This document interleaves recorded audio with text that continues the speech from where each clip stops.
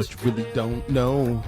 That's Thirst the Sax Man, my boy, with But You Really Don't Know right here on WindyCityUnderground.com. Your music, your station. Again, in the studio with me right now is my man Jeff Lupetin, who is a voice-over actor.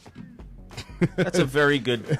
That's a very good depiction of what I am. It's a nice way of saying something about what I am. And like I said before we went into the break, I wanted you to talk about something that you have on UltimateVoiceover.com. Yes, it's the 5 free tips that you give, and the number 1 tip you have is controlling your space. All right, controlling your space. You know, as a voiceover actor, there's a lot of distractions when you get into a studio and you're trying. You come in there as yourself, obviously. Your own competitive desires. You want to do a really good job, and if you make a mistake or two, you might get all worked up and get distracted. So what I try to do is get you in there to control your space, which basically means where you're going to be working. You put your copy on the copy stand. You got your microphone. Obviously, you can't adjust the mics. That's for the engineer to do because they're very expensive mics, and they'll tackle you to the floor if you start messing with them. You don't want to do that. So. But your copy stand, and you have a volume knob usually for how your headset level and all that. So you start setting up where your copy is going to be. You're getting your headset level if you need the engineer to give you more volume, less volume. It gets you in a conversation that's handling your area. That's not where they're going to work. That's not where the engineer is going to work. That's not where anyone else is going to work. And it gets you grounded in your spot. So when things are going on, if there's mistakes or things are happening, you still know that you're kind of controlling what you're doing there and not just looking outward just for the approval of the people in the other room. Excellent. Number 2, marking up your script. All right, this is a simple technique. You get the script and it looks like, well, I mean, let me have that for a second. Yes, sir. You look at this big thing and you go, wow, look at all this stuff I got to read. That's a ton of stuff. Easy to get lost in it. So what you do is you cut it into little pieces. Windy City Underground. WindyCityUnderground.com / is celebrating / a birthday. WindyCityUnderground.com is celebrating a birthday. So you got 1, 2, 3 things. Okay. A, B, C. Windy City Underground is celebrating a birthday. I got you. So then you only have to say this, say that, say that. You're not saying the whole thing. And then you go to the next piece. So it's basically like building a brick wall, one piece at a time. And if you make a mistake, well, of course they can... if you make a mistake, they can slug it in later. Like if you give them if you go, Windy City Underground is celebrate a birthday. I blew celebrating. That doesn't sound good. I can go, is celebrating.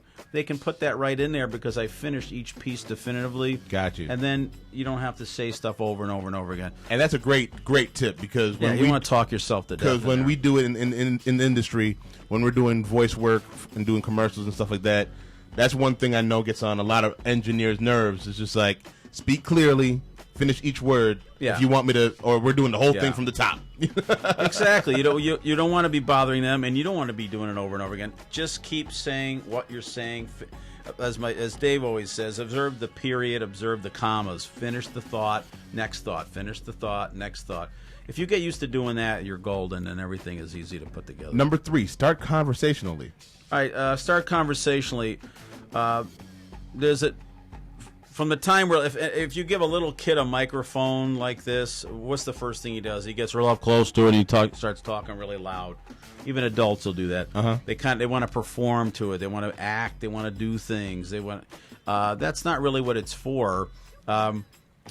Starting conversationally grounds you in the right place to be where commercials are going to be read, specifically commercials. Like you're on a cell phone.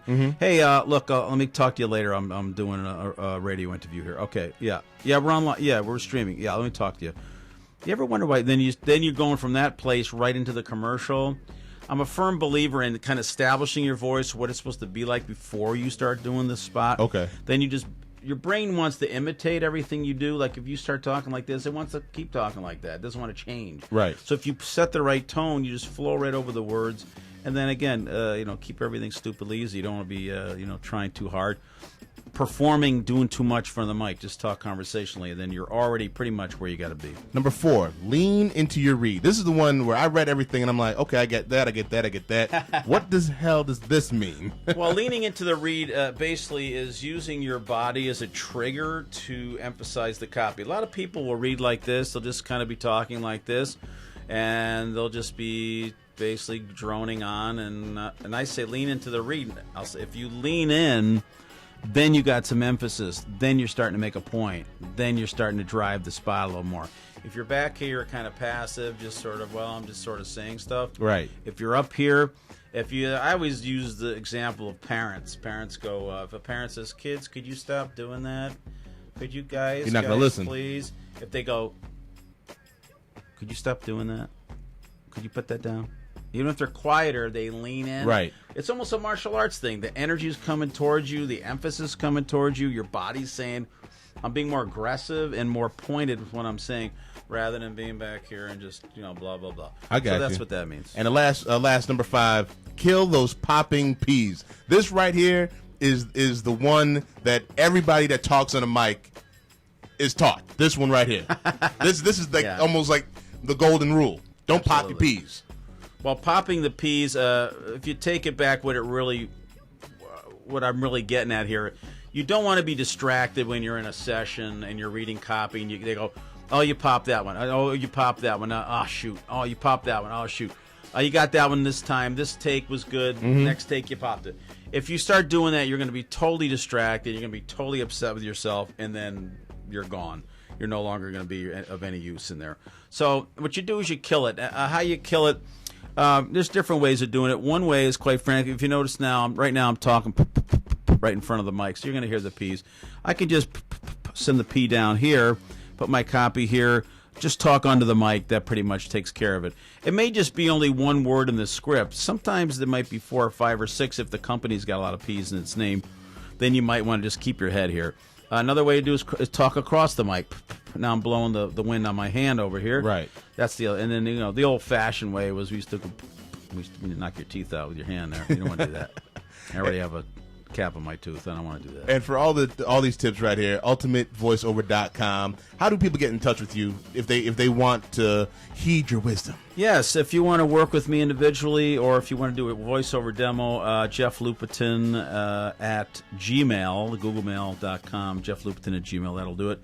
I'm working on a book called Ultimate Voiceover. That should be out soon, and that'll also, kind of have all the different tips and thoughts, as much as I can cram in there for you. Hey, Jeff, man, I appreciate you coming on the show. And again, Thank you, my this friend. is the stuff that I really like to get out to the people, because this is the information that I've been asked and I can't give the info for, and this is exactly why it's great to have guys like Jeff come in here and give out those wonderful tips. Controlling your space. I hope you learned something here today, and just like I said, there's no shortcut. There's no shortcut to getting good at this. You got to read a lot of things. Anytime you get a stand, I don't care if you're doing a toast for your family. Anytime you get up and talk and manage words, you're getting better at what you do. So you have to practice. You got to stay on top of it. You got to keep. I grew up. I was talking out of the womb, so it wasn't hard for me. But some of us a little quieter than others. But manage words, read things, read different types of copy, read things aloud. If you have children, read them stories. Do it all. It all comes to pass.